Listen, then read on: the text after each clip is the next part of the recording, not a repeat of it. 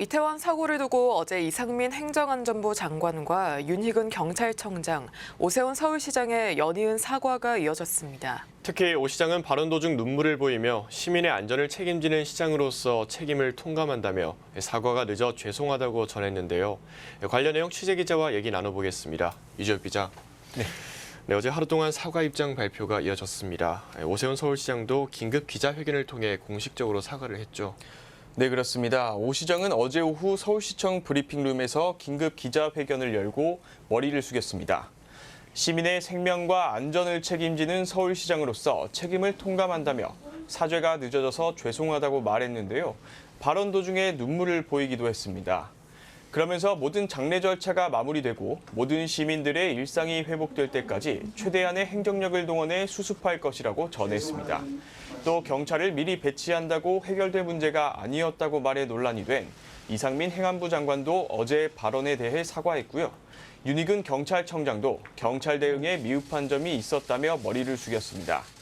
이어 예외 없이 강도 높은 감찰과 수사를 통해 책임을 규명하겠다고 덧붙였습니다.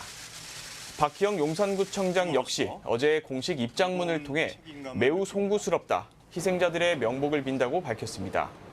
그러면서 지금은 사고 수습에 만전을 기해야 할 시기라며 수습이 마무리되면 구청 차원에서 대응에 미흡한 점은 없었는지 꼼꼼히 확인하고 대책을 마련하겠다고도 전했습니다.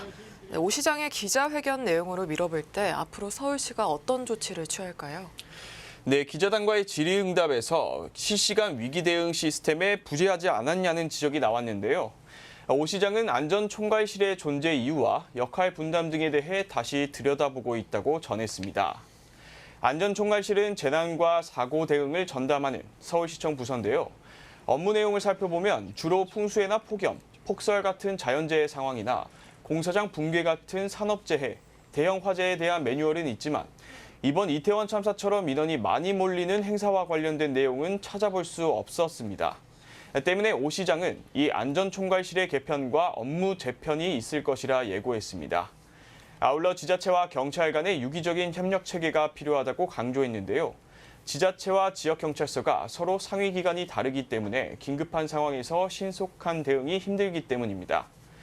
때문에 앞으로 경찰과의 유기적인 협조 관계를 만드는 데 힘을 쏟을 것으로 보입니다. 네, 다시는 이런 안타까운 사고가 다시는 일어나지 않도록 다방면으로 검토해야 할 것 같습니다. 이 밖에도 정부에서는 어떻게 대응하고 있을까요? 네, 오늘 오전 중대본 브리핑에 따르면 어제 하루 동안만 희생자 68분의 장례가 치러졌습니다. 오늘도 장례가 치러지고 있고요. 현재 복지부와 서울시가 유가족의 전담 공무원을 1대1로 배치해 장례를 지원하고 있는데요. 장례 후에도 당분간 유지해 유가족들의 어떤 필요사항들을 지원할 예정입니다. 부상자는 중상자와 경상자로 나눠 전담 인력을 배치해 지원하고요. 외국인 사상자도 내국인과 같이 지원합니다. 오늘부터 행정안전부 장관 주재로 경찰청과 교육부, 문체부와 서울시와 민간 전문가가 함께하는 다중인파사고 안전확보 TF가 운영됩니다. 이 범정부 TF는 주최자 없이 다중이 밀집하는 행사와 축제의 안전관리 개선 방안을 수립할 계획입니다.